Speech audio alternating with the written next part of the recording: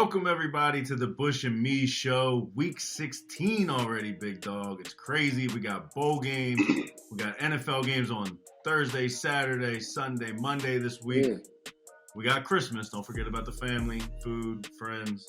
It's going to be a great week. How you feeling? Man, I feel good. My picks didn't do so hot last week, but, just really exciting NFL games. And this is, and the great thing about the end of November, going into December, that playoff picture starts becoming a lot more clear. You start to separate your contenders and your pretenders, and you're going to really see who is going to at least give you a preview of what this playoff picture is going to look like. I mean, you looked at that Bills and that Dolphins game last week. That was a battle from the start to the finish. Just kind of going back to what I said last week, I thought Miami was going to give it to the elements a little bit. They did not. They stood tall. They played the Bills tough. I was worried for the Bills a little bit there. I thought Miami was going to sneak in, come in there and get the dub, but too much Josh Allen, man. So it's been some really nice football going on. Some really good games going on. You got divisional games. I mean, anytime the NFC South plays, it's pretty much for first place at this point. Right. NFC East is fighting. Everybody's fighting to get into the playoffs. It's going to be a fun next 3 weeks till they lock up the spots. Week 16, 3 picks each. Why don't you start us off? I'll start it. Listen, we're going up to Soldier Field, big dog. Shocker. Yeah. Well, I'm going with what I know. But I would say what a performance though from Chicago last week. Had you thinking that these guys were going to beat the Eagles? I mean, it was a really hard fought game, and they get to host another juggernaut this week. You got the Bills coming in to Chicago, who is favored by 8, but how can Chicago, like last week, keep it close against an elite team? I believe Justin Fields and Chicago and their running game have to be salivating over this opportunity to run the ball on Buffalo this week. Buffalo struggled a little bit versus Miami, especially early on in that game. They gave up 188 yards on the ground versus the Dolphins. And listen, when you go back and you study and you look at what the Bills were able to do earlier in the year against another dual threat quarterback, they had to face Lamar Jackson. He ended up with over 7 yards of rush. He was able to have some success. So I feel like, the Bears can definitely make some noise, but and I do think Fields is trending up. I've been really excited to see how, his maturation throughout this league and throughout this year has been. But I think, I think it's going to be too much Allen this week, big dog. It's going to be too much on the line. Home field in Buffalo during the playoffs is a huge advantage. So I think these guys have a lot to go in there and fight for in Chicago. I do feel like this is going to be a little bit more of a fight. Bills by 8. I feel like the Bills are going to have this lead for most of the game, and then towards the end of the game, they'll be able to put up another score or at least get that thing from like 7 to 10 points. I believe the Bills are going to be able to cover this week. I think they're going to take down these Bears. Just got to cover the number. Yep. Had the Bears last week at Me's Money Moves was a big play for us. So that backdoor cover they got, that late touchdown. Mm-hmm. Let us cover that spread. They're looking good. They're competitive, but like you said, Buffalo's tough. I think they're the favorite to win the Super Bowl, so should lock that up there. My first game, I'm going out to San Francisco. Love San Francisco. How they're playing. Love how they're playing right now, 7 in a row. But they're playing a Washington team whose defense looks really good. They're getting 7 points. Washington is getting 7. They lost to the Giants last week in a big game on Sunday night, but they outplayed the Giants in that game. If you watched it, they had 100 more yards, total yards. Just didn't make plays in crunch times. I think there was a lot of pressure on them. You could see it in Heineke. All that pressure's gone now. So I think it's going to be a low-scoring game. Rumor that Chase Young could be back this week. I just think 7 points is a lot for 2 good defenses. Purdy's been playing great, and I'll tell you what, Shanahan has been protecting the guy. Absolutely. With his play calling, like I think you and I talked before about keeping him behind the sticks. Yeah. Keeping in front of the sticks. I'm sorry. keep him in front of the sticks. He's got a lot of second and threes. He's got a lot of third and ones. You watched that game last week with Geno Smith. Geno Smith was 3rd and 15 every down, and Purdy's over. I mean, Purdy made some mistakes, but he was able to recover from them, and he was able to get back on track. And Shanahan's doing a great job protecting him. But at the same time, I think San Fran should win this game. It should be close, but 7 is too many points to take with Washington. No more pressure. Heineke has a little fire lit under his ass because Rivera said he's our starting quarterback for now. That for now is a little jab, like you need to step it up. Let's see you play a little better. I'm going to take Washington. It's on the road, but I'm taking Washington with the 7 here. And I feel good about it. That's an intriguing pick because as San Francisco, and you have Brock Purdy in there, right? You kind of talked about it. The best way to give a young guy confidence is through a really stout defense and a really special run game. And that's exactly what the San Francisco 49ers have. They are doing a great job of not putting Purdy in those situations.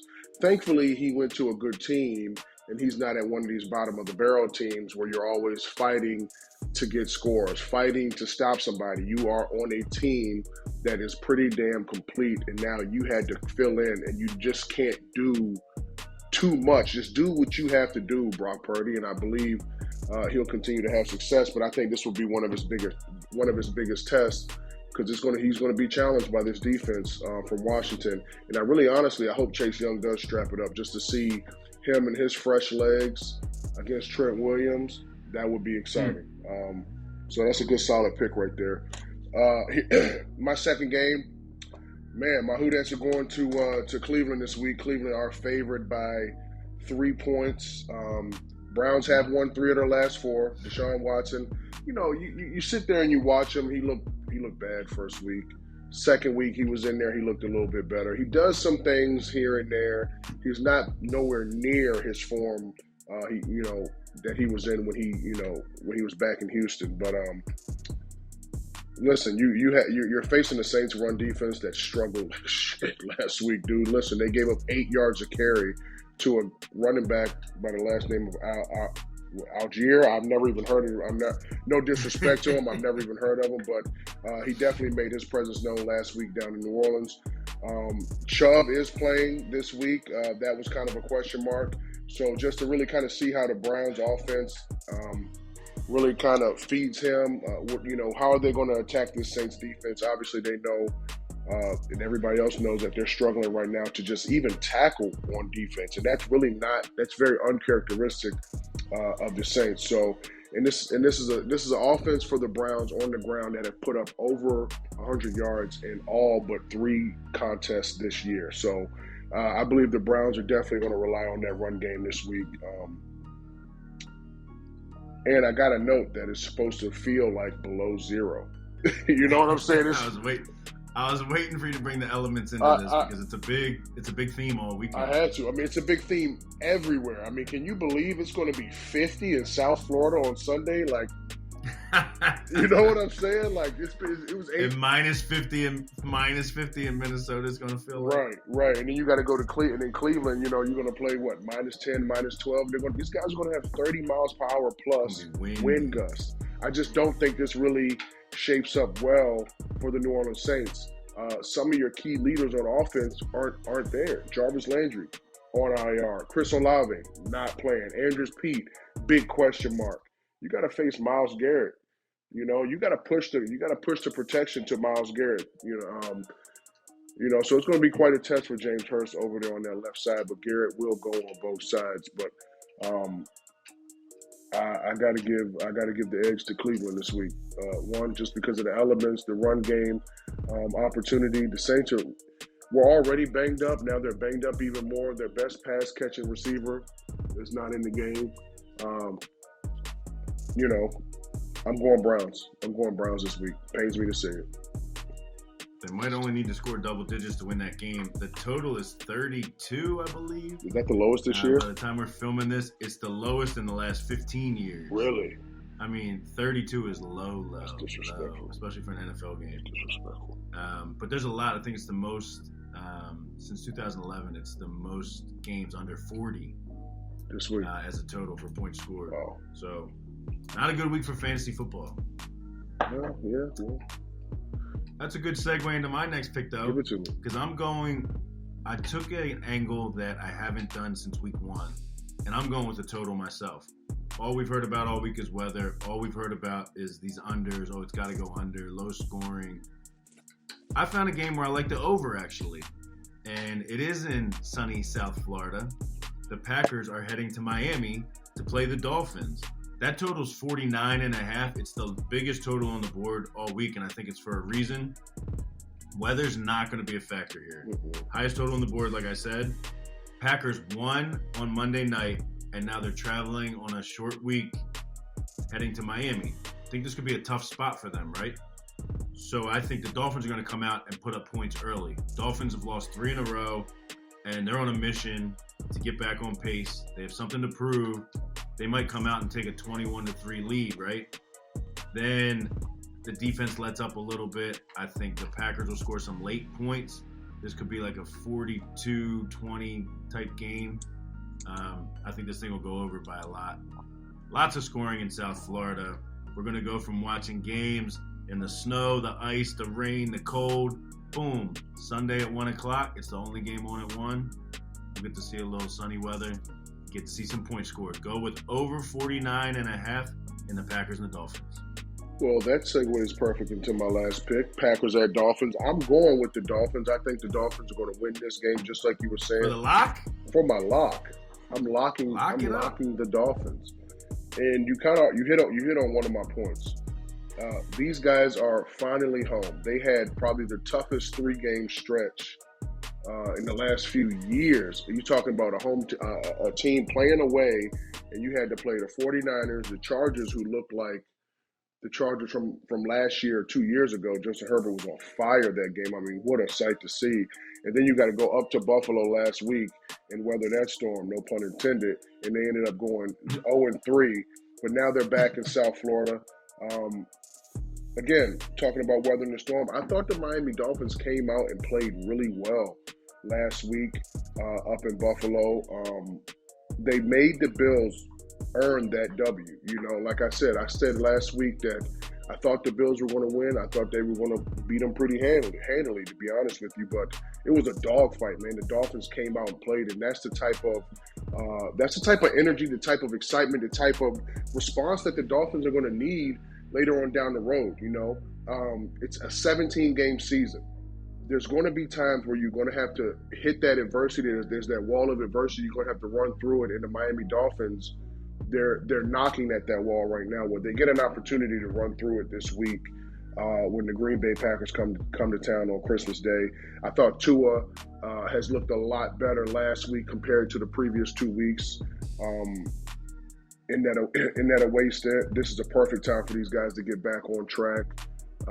Let's come back. I want to see that exciting Dolphins offense again, get these boys going. And, listen, I'm picking the Dolphins, man, as my lock. Let's go after it. Let's get it. I like that a lot. And for you guys that can bet on these new websites, there's a same game parlay for you. I'm giving you the over. He's giving you the Dolphins. Same game. Take the Dolphins and the over. Boom. All right, for my lock, I'm going to the state of North Carolina, and I'm taking the Panthers. I thought you were talking about Petey Now, over at Mee's Money Moves, we've had a pretty good read on this team the last couple weeks. We took the Panthers in Seattle 2 weeks ago as a big play, and they came through for us. We went against the Panthers last week at home against the Steelers. It was a good situational play. And now we're hopping back on the train. They're at home against the Lions, getting 2.5, 3. It's a little different anywhere you look. We're going to buy it up to 3. Make sure you get that field goal because they're at home and they're going to be getting a field goal against the Detroit Lions. When's the last time the Lions were ever favored on the road? I can't think. It hasn't been this season, I'll tell you that. Well, I think they're overvalued right now. Yeah. Lions are playing very well. Don't get me wrong. I've been on this team as well. I was on them early when they were struggling. I said that Dan Campbell's going to change the culture up there. He's done that. They've covered 7 straight games against the spread. But they should not be road favorites anywhere. You know how hard it is to win in the NFL on the road. Now they're laying points. They're the favorite. They're paying the Carolina Panthers, dude. Bells and whistles everywhere. The Panthers are better right now with Sam Darnold. That's right? facts. They are going to control the line of scrimmage, and there's just too much value getting the 3 at home. I'm locking this up. Everyone's going to jump on the Lions, trust me. Sorry, my Lions fans that made money moves. I just think it's a good matchup, good situational spot for the Panthers at home, getting the points. It's my home dog. I got to go back to my home dog. I hear you. I don't like it.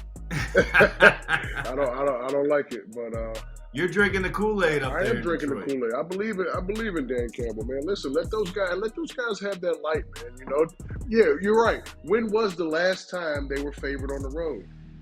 Right? But when was the last time the Dolphins? The Lions have, you know, been competitive like this. Many years. It's been a while, you know. So I'm going to disagree with you on this one. Okay. Agree to disagree. That's as long as my lock wins, I'm straight. That's it, though, man. All right. Well, there you guys have it. There's your picks. There's your locks. Hope you guys have a great holiday. Spend some time with family. Enjoy some time. Enjoy some good food. Right. What are you cooking? Oh, man. We're doing steak and lobster.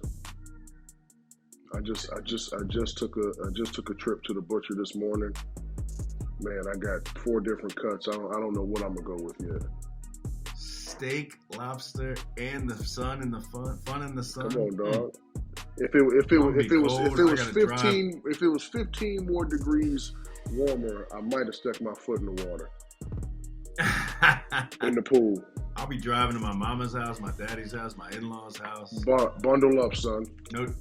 No downtime for me. In the cold, right? Bundle up, son. Weathering the storm. But I'll be watching some winning picks. That's all you got to worry about. All right, we'll see. I don't like your last one. All right, Merry Christmas. Happy holidays.